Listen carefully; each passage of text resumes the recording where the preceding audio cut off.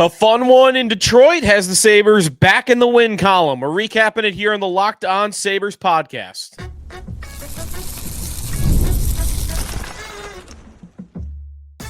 You're Locked On Sabres, your daily podcast on the Buffalo Sabres. Part of the Locked On Podcast Network, your team every day.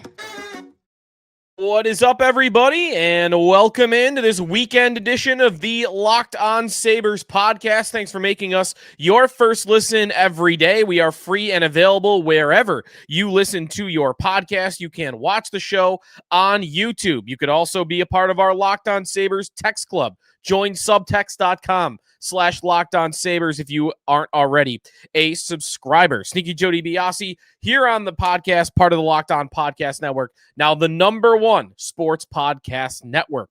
5-4, the Sabres get the win over the Detroit Red Wings. It was a fun one. It was not very fun through two periods of play, but the Sabres claw their way back. They fight all the way back from down 4-1 to win it 5-4 in overtime. We'll go through what some of the goals looked like, some of the biggest performers from this game, the numbers involved, and also a look at Rasmus Dahlin returning to the lineup, the importance of Dahlin being back in the lineup, and his impact on the game tonight. Maybe not just in terms of his play, but an emotional, I think, energizing moment for the Sabres. This game really could be that. You hope. Your fingers are crossed that this could be a galvanizing effort that they could build off of into the next couple of games and into the next couple of weeks. So we'll get to it all coming up on today's show. Today's episode is brought to you by FanDuel. Download the FanDuel app right now by visiting FanDuel.com and win $300 in bonus bets if your first $5 bet wins. So, first road win of the season. Is that not amazing, by the way? This season began in early October, and here we are on November 15th, more than a month into the year, before we're able to say first road win of the year. To be fair to the Sabres, they have not played a ton of road games, but it was their eighth road game of the season before they finally got the win. So they did. First time that I guess we're doing a show talking about a road win by the Buffalo Sabres since looking back at last year. They did not win a road game since April 1st when they played the Ottawa Senators and won 5-2 late in the year. So it's been more than 7 months since we have talked about a win in another team's building. Well, here we are. Dahlin back on the ice, and they're able to get the win. And again, it was a comeback effort. The Sabres were a little up and down in the first couple of periods. I did think that Detroit was, by at least a bit, the better team through 40 minutes of hockey, and especially through, it would have been really 37 minutes of hockey when they had the 4-1 lead still. Josh Doan gets that second goal by Buffalo very late in the second period. Before that had happened, though, all the momentum was going in Detroit's direction. A lot of the same problems that you had seen from this team in recent games were appearing. Other than, I don't really think there was ever a point where I was thinking, man, the Tage, Tuck, McLeod line really just non-existent in this one. Because in some of those previous games, that had been true, where they were the problem. They were the people that were missing in action. In this game, I thought Tage Thompson, from beginning to end, was his best game of the season. And there were highlights involved, but I thought he was after pucks. He was winning battles. He was skating with a lot of speed in this game. And that was maybe my favorite part of the game, is he was always on the move, and that allowed him to be more aggressive. Now, those were some of the things that were lacking from Tage in recent games. It seemed to me that nobody was more energized by Dahlin's return than Tage, which would make a little bit of sense because those two are kind of at the top of the food chain.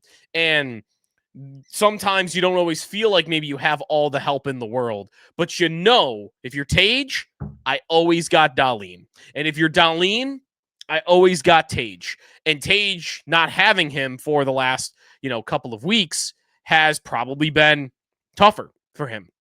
It's been tougher for everybody. And Tage looked fired up in this game. And again, there were really every goal that they scored, he was involved in, except for the Ryan McLeod goal, the shorthanded goal by McLeod. The opening goal by Alex Tuck, it officially goes down as unassisted. I wonder if they will change that overnight in the official database, because Thompson is the one that drives the net and creates chaos. John Gibson is able to get his glove on the puck for a split second, but not very long at all, which is why I wonder if they will retroactively give Tage an assist on that play. But he created all the chaos that allowed Tuck to fly in and take it right off of Mo Seider's stick and put it into the back of the net. It was all created by Thompson. And then the Josh Doan goal a little bit later on, that is the goal that makes it 4-2 late in the second period.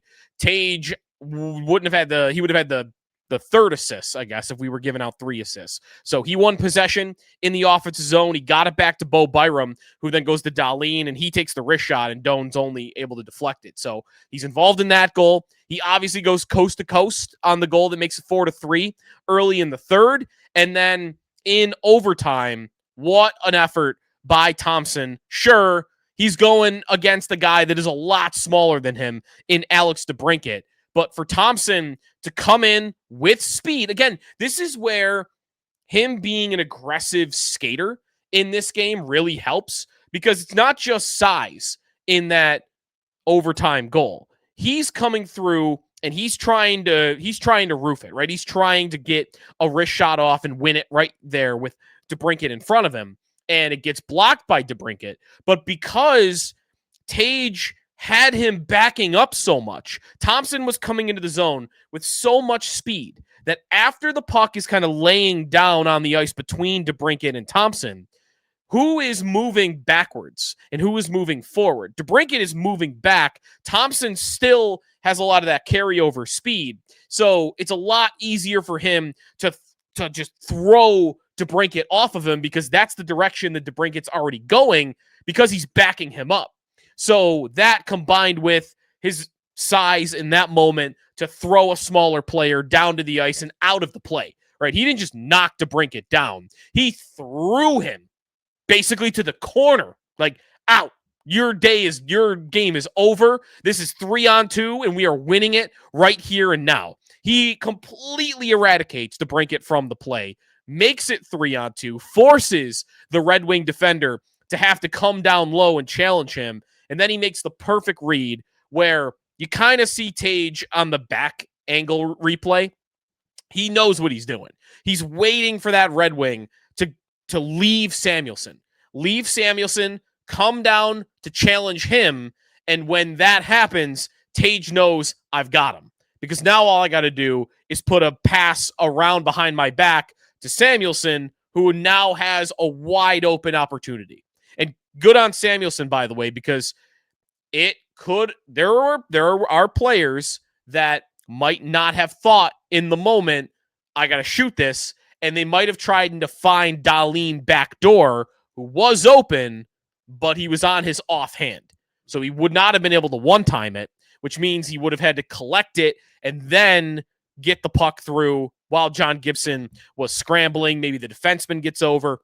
Smart play by Samuelsson. You got the open shot. You got to take it there with Dahlin being on his offhand, and he's able to bury it for his 3rd goal of the year. And Samuelsson deserves all the flowers today, because that is the rare Kevin Adams W, is Samuelsson. Again, there are not many of those, but one of them is this guy. He was, to me, an obvious buyout candidate in the summer, and I thought it was insane to not buy him out. I was not alone. There were a lot of people that thought the play is to buy out Mattias Samuelsson. So they didn't do that. And remember, what was the reasoning for that was not just that he had been a bad player for them for 2 years. It was also the guy is always injured, and you have a long commitment made to him through to 2029. And there's this weird rule in the CBA that you rarely see tested. I had one buddy text me, like, there probably aren't a lot of GMs, or there are no GMs that would have bought out Samuelsson that summer. And my immediate thought was, I don't really know if we know that, though, because you never see that rule tested. You have to pay a guy so early, and it has to go so wrong so quick to even get to a place where you're thinking about buying a player out who's 25 years old or younger. Because when that's your age, the buyout is way easier. It would have been $700,000.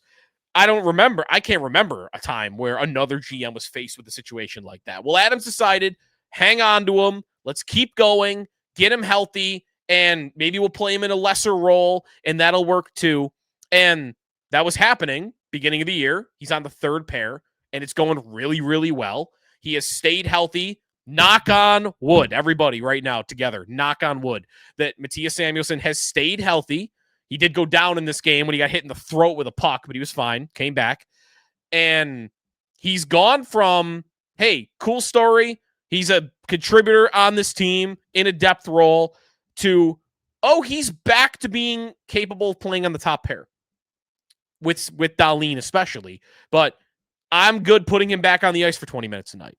He's playing that well so far this year. I mean, there are some of these game scores that some of the analytics accounts I've seen that have done where Samuelsson, his impact so far this year, or when he's on the ice, he's like top 5, top 10 in the NHL at how well his team is doing when he is out there. So it's gone really well for him, and he's scoring goals. That is very rare. That is probably not going to continue, but he's finishing, right? He's using that size. He's getting a lot of weight on the stick. He's been pretty accurate.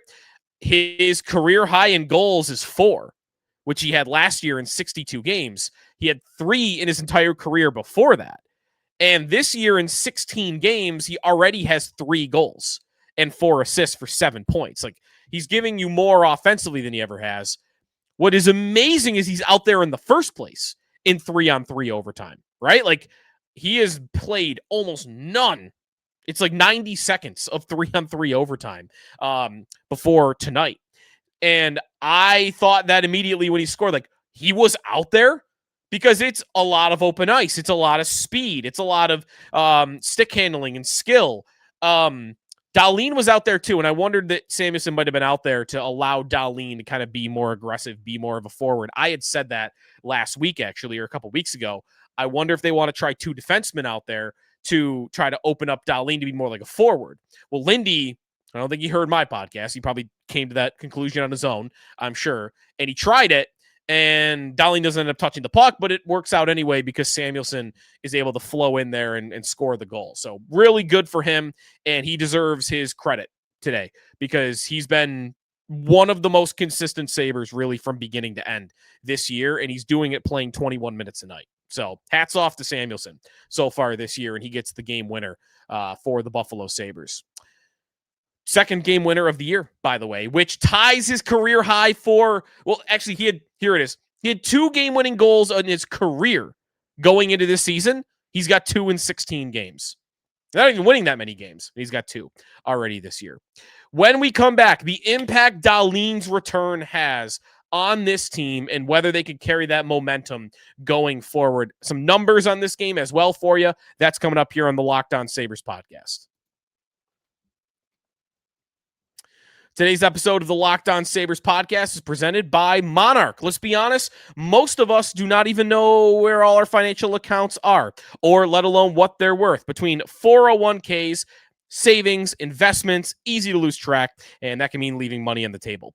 That's why you got to use Monarch, an all-in-one personal finance tool that will bring your entire financial life together in one clean, easy-to-use interface on your laptop or your phone. You can organize your accounts, track your spending, get a better handle on your investments without ever having to touch a spreadsheet. Monarch's visual dashboards and smart tools make it so much easier to understand where your money's going and how to make it work a lot harder for you. Don't let financial opportunities slip through the cracks. Use code LOCKEDONNHL at monarch.com for 50% off your first year. That's monarch.com, code LOCKEDONNHL for half off your first year. Back here on the Locked On Sabres podcast, Sneaky Joe DiBiase, 5-4. The Sabres get the win over the Detroit Red Wings in this game. Sabres were outshot by just 1, 28-27. Power play goals, 1 for Detroit on 5 opportunities. None for the Sabres on 4. I did not like their power play in this game at all. However, while the Red Wings might have been 1 for 5 on the power play, the Sabres were also 1 for 5 on the Red Wings power plays. So special teams comes out to a wash. Shorthanded goal for Buffalo, shorthanded goal for, or power play goal for the Red Wings. Shot attempts, 58-54 in favor of Detroit. Scoring chances, however, 30-21 in favor of Buffalo, and expected goals were just about a wash, 2.5 for Detroit, 2.4 for the Sabres, which means the goaltending numerically, analytically, not a strong night. It's not a strong effort. Your total expected goals for the game was 4.9, and you had 9 goals scored in total. John Gibson, I thought, did not have a great game. Ryan McLeod beat him coming in kind of from far away. McLeod shoots, and I know he knows what he's doing. He sees an opening. He's not going to wait. But McLeod takes that shot on the shorthanded breakaway from pretty far out. He didn't really get too close. He knew his spot, and he beat Gibson right above the pad. That's a blocker save. You want a blocker save from a really good goaltender. Gibson is supposed to be that, but he doesn't give it to you there. Even the Samuelsson goal, he doesn't pick a corner. He doesn't beat you 5-hole. It's a low, but just a little bit off the ice wrist shot that kind of beats you on the side. I didn't like Gibson in this game. It's funny that Colten Ellis allowed a goal and a half above expectation in this game, because I did like him at times. And I'm trying not to be biased because I do really want Ellis to work out for this team. But he made some big saves when they really needed him to. Third period, I think it's DeBrincat coming down. The Sabres have pulled to within 1. And the Red Wings can really put the nail in the coffin. And they get behind the Sabres defense. They go from the short side to the far end, kind of the same way Tage scored, right? Like, he comes in on one side, he goes all the way, whips across to the other, and he's able to tuck the puck in. That was what the DeBrincat almost goal was. And Ellis goes side to side, makes a big, crucial save. And then the rebound is laying there. Here come the Red Wings before anybody's, just a hair before anybody's able to get their stick on it. Ellis is able to pounce on it. He had some really nice saves in this game. I think he deserves to have another start here in the next week or so. I would absolutely keep him in the rotation. It was not a great game from him. I also didn't think it was a horrible game. Again, numbers-wise, it was not a great game. He allowed a goal and a half more than he should have by expected goals, but I would keep going with Ellis. I thought he was fine in this one. So, obviously, the big story going into tonight's game, and even, on the ice impact, Rasmus Dahlin in his return plays 27 minutes for the Buffalo Sabres, which obviously led the way. It actually led the way by almost 5 minutes. Samuelsson was second at 22:31 played in this game. 2 assists for Dahlin. And when he was on the ice at 5-on-5 only, the Sabres, when Dahlin was on the ice at 5-on-5, let's see. They got to have numbers up on him, don't they? Yeah, there it is. The Sabres outshot Detroit 7-4, outscored them 1-0. 64% expected goals percentage, 6-5 scoring chances. Like, they were the better team, and he's often playing the better lines. So, big impact.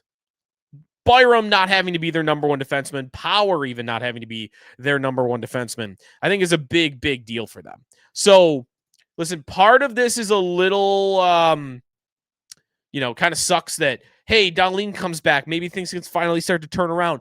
Michael Kesselring goes out. If you missed it, Kesselring, lower body injury, did not return. Lindy said it could be a while. He was seen in a walking boot after the game. So it's like, finally was getting my blue line back. Nope, you don't get it back fully. They've not really had their blue line all together all year, and they probably won't for a while. But listen, losing Kesselring will stink. Dahlin's a whole nother animal. It's just They are such a different team when he is available to them. They need him, and they need him badly. There's a reason the record is what it is in the last 2 years, like 0-10-1 or whatever it is when he doesn't play. They need him to have any chance at all. And tonight, you felt that. I think you felt he's got to be available to you. He's got to play huge minutes, or you don't really stand a chance. Dahlin is so good at controlling the game and making skilled plays. One thing that drives me nuts about the Sabres, they have so many players that make little mistakes on every single shift because they might not be as quick at thinking the game as they are at playing the game. Dahlin thinks the game faster than he plays the game. And I love players like that. And I think you got to have them. And when you can match that thinking ability Dahlin has with the physical tools that he has, that's when you get an elite player like he is. And at the same time, credit to everybody involved, right? One, Dahlin taking priorities, putting priorities where they need to be. Your fiance is going through a major medical, journey here. To go back during the season, it's got to be tough for a guy. When you're the captain and the star of a team that's in a situation like this, it's not as easy as it probably sounds. And for the Sabres, whether it's Terry Pegula, Lindy Ruff, Kevin Adams, to allow him to do that, because maybe they've learned something from their last captain, not Okposo, the one before that, their last star player, and letting the relationship become poisonous because of simple courtesies that they would not extend to him. And in this case, knowing, hey, we will do whatever we can to support you. And credit to them for doing that with Rasmus Dahlin, whether they learned a lesson or not, whatever. They deserve credit for letting him do that. And it didn't end up going as long as I thought it would. I thought he could be gone for a while, and it only ended up being, a week and a half? Not even. So Dahlin's back. And again, galvanizing moment for the team. Man, you hope so, because they're not dead. I think he might have come back at just the right time hockey-wise to stay in it. I mean, they are still 6 points back, and they're in last place still. So it's not to say they don't have some work to do. They have a lot of work to do. They have to climb over every team in the conference, basically. But right now, Islanders and Rangers are your two wildcard teams. You can catch those two teams, Islanders especially. You could be better than the Islanders. Boston won't stop winning, but I believe they'll come back to earth at some point. So get your wins. Don't fall below 6. Don't get to double digits. Get some wins here. You got your best player back. Tage played great. And, let's little by little get back in the race. Very hopeful that that's about to happen here. Well, what kind of opportunity do they have next? We'll get into what's coming up on the Sabres schedule and what the goalie decisions could be coming up here on the Locked On Sabres podcast. Today's episode of Locked On Sabres is presented by DripDrop. When you're hydrated, everything just works better. Focus, energy, mood, your skin. That's why you got to use DripDrop. It's doctor-developed hydration that'll keep you running at full power no matter what your day looks like. DripDrop is not your average sports drink. It delivers 3 times the electrolytes and half the sugar of leading brands using a science-backed formula trusted by medical professionals, firefighters, and 90% of top college and pro teams. Got to be a part of your daily routine. Mix a packet in the morning before the gym or during that midday slump. Hydration's got to be non-negotiable. DripDrop helps you feel sharper, calmer, and honestly just better overall. Right now, DripDrop is offering listeners of Locked On Sabres 20% off your first order. Just go to DripDrop.com. Use promo code LOCKEDONNHL. It's DripDrop.com. Promo code LOCKEDONNHL for 20% off. Stock up now before the heat hits hard. Keep your body and mind performing at their best with DripDrop. All right, wrapping things up here on the Locked On Sabres podcast, and we will take a look at what is next. So that was their first road win of the year. They don't have to play on the road for a minute coming up. They have 4 consecutive home games coming up, the Sabres do. Monday against Edmonton, Wednesday against Calgary, Friday against Chicago, and then Sunday against Carolina.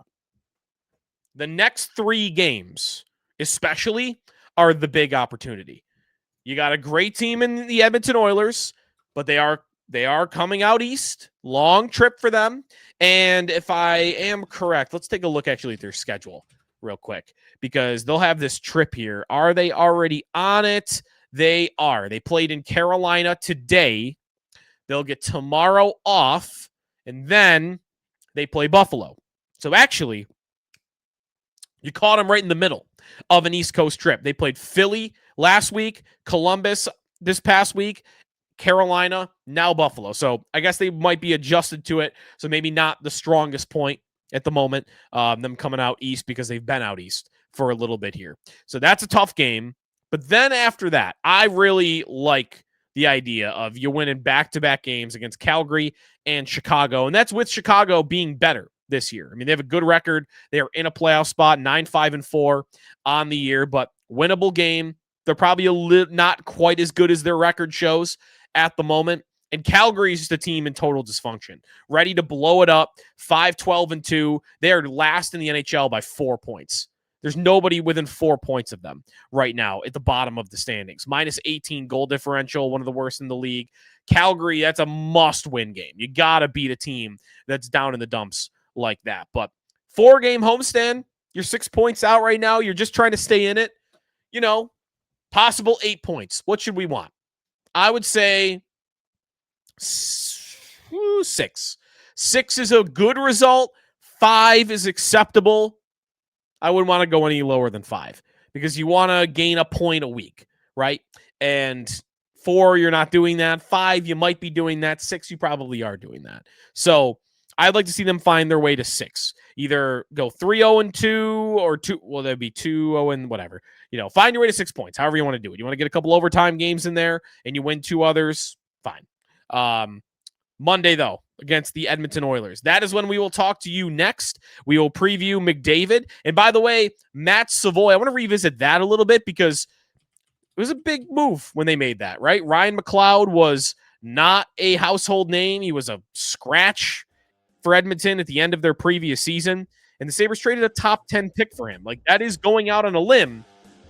Matt Savoy can't really figure it out here. I mean, he's got a couple points in his last couple games, but 5 points in 19 games. So we'll take a look back at that trade and the social media fun that Sabre fans sometimes have with that trade as well.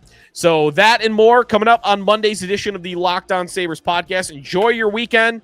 Go Bills. You want any more hockey talk? Check out Locked On NHL Game Night. That's available wherever you listen to your podcast, on YouTube as well. Talk to you Monday here in the Locked On Sabres podcast, part of the Locked On Podcast Network, your team every day.